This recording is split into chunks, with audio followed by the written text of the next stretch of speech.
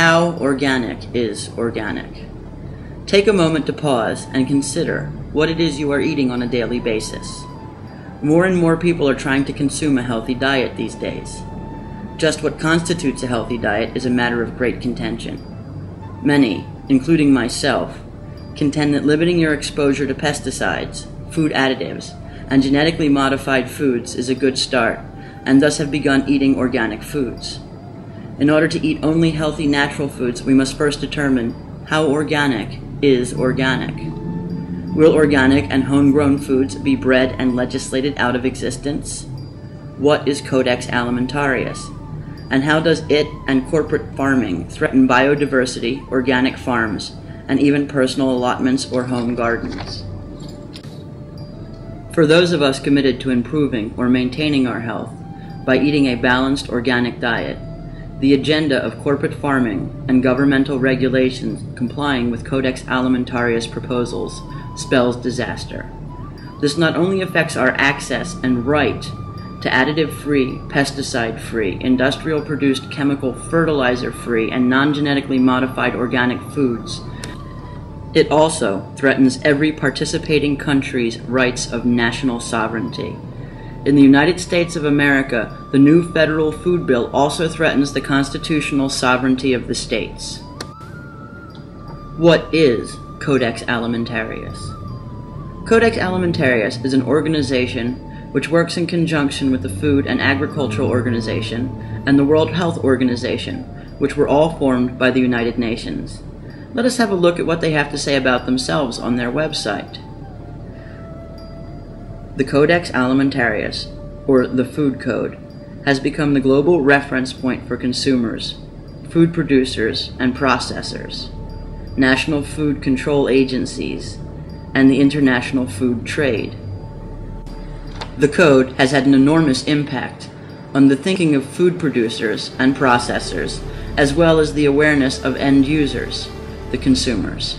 Its influence extends to every continent, and its contribution to the protection of public health and fair practices in the food trade is immeasurable.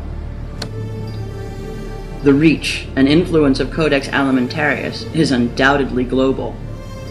There are 180 member countries, including such notables as Canada, the USA, every member state of the European Union, Switzerland, Israel, Saudi Arabia, South Africa, China, Japan, and Australia. Has this influence done more harm than good? Has the world seen an increase in the availability of healthy food products and fair trade? China is producing toxic baby formula.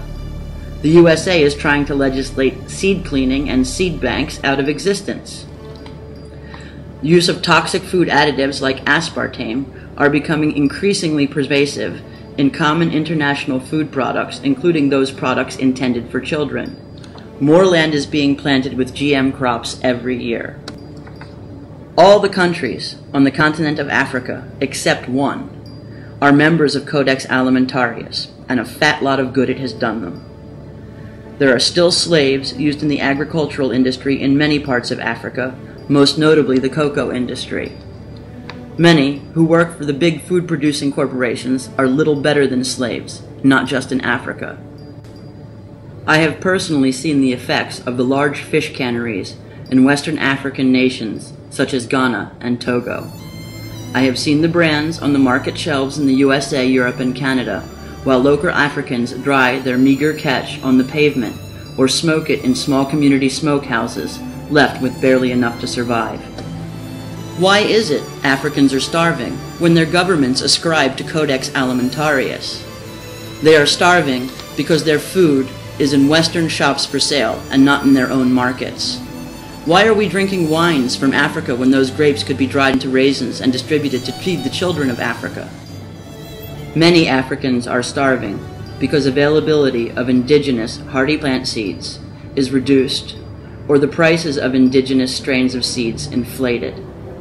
Farmers in Africa and all over the non-Western world are finding that GM and Western plants will not grow properly or at all, particularly when using the traditional farming methods in these areas. Crop failure equals starvation in many agrarian societies, and genetically modified crops have been a total failure for many poor farmers. The bottom line is, they are starving because both governments and codex alimentarius are corrupt and serve not the public interest, but the interest of large multinational corporations like Monsanto. In Western countries, the influence of codex alimentarius and its corporate cronies is just as pervasive. In the USA, more and more restrictive food laws are being passed as I write. A new bill introduced in the House of Representatives, H.R. 875, Food Safety Modernization Act of 2009, has ominous implications for the organic farmers. It also threatens farmers' ability to collect and store their own seeds, as they have been doing for centuries. In addition, the American government's refusal to label products containing GM foods means that any food product sold or exported from the USA can possibly contain genetically modified ingredients. You may even be exposing yourself to genetically modified ingredients when buying organic products. A recent study done by Professor Mark Partridge and Dennis Murphy at the Glenmorgan University in Wales detected traces of genetically modified ingredients in 10 of the 25 organic food samples tested.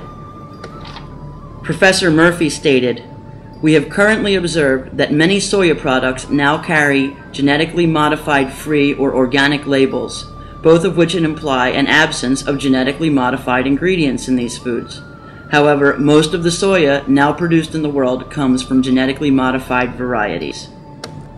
Plants in non-genetically modified crops are having their genetics affected by neighboring genetically modified fields.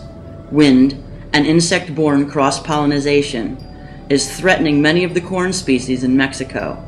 Genetically modified pollen has also affected at least one man's honey crop in Germany, causing him to dispose of his harvest and relocate his bees so that they would not have access to genetically modified plants.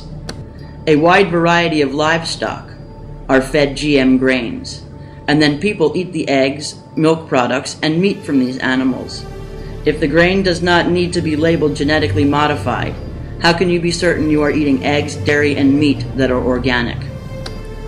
The world's food supply is under attack due to corrupt governments and organizations like Codex Alimentarius.